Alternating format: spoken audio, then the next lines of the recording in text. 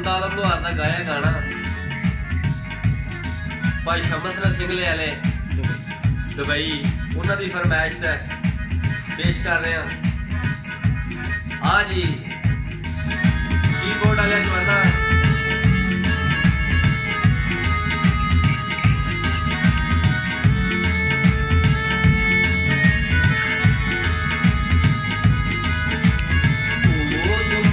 ते सुच्चा सौदा प्यार है दीवाना दुनिया ते सुच्चा सौदा प्यार है दीवाना और सारे जग ते प्यार है दीवाना दुनिया ते सुच्चा सौदा प्यार है दीवाना आए प्यार है दीवाना।